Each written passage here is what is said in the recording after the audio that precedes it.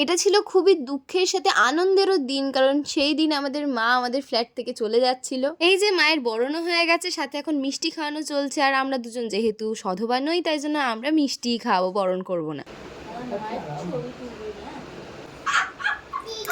পেছনে শ্রীফি আছে। 80 বছর জন্য স্বর্ণের বিয়ে হয়ে যায়, 80 বছর জন্য স্বর্ণের বিয়ে হয়ে যায়। क्या बोला तूने? সিঁদুর পরাবে। হ্যাঁ হ্যাঁ হ্যাঁ। আর এই যে এনাকে দেখতে পাচ্ছেন, ইনি তো সারাক্ষণ চকলেট খাচ্ছিলেন যতক্ষণ ঠাকুর ঘরে ছিল, আর ঠাকুর যেই না নিচে নেমেছে ওনার মতো কান্না কেউ কাঁদেনি।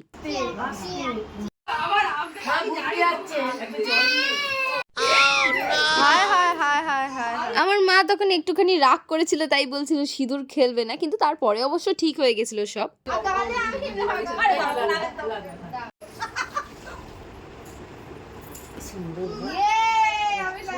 এবার আমরা ফাইনালি নেমে পড়েছি যাওয়ার জন্য, আর এই পুজোটা আমাদের পাড়াতেই প্রথমবার হয়েছিল।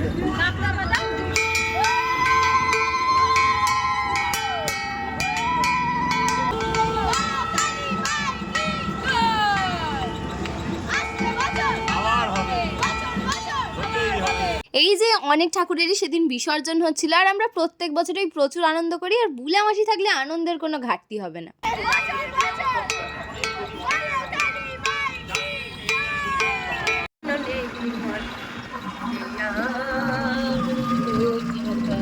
এইটা ছিল আমাদের সেদিনের ফুল গ্রুপ, আমরা সবাই মিলে গিয়েছিলাম সেদিনকে মায়ের বিসর্জন করতে।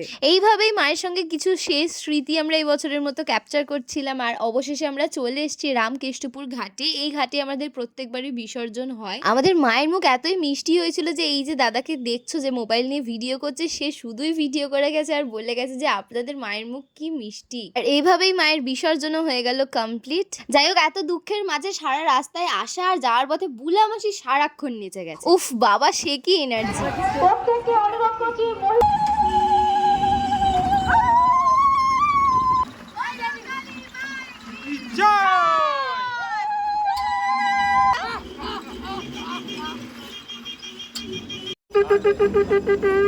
অনেকটা আনন্দ আর একটু দুঃখের সাথে এভাবেই আমাদের সেদিনটাও কেটে গেল, আর বাড়ি ফিরে আমরা দর্দি কর্মাও পেয়েছিলাম। তো আজকের ব্লগটা এতটাই, টাটা।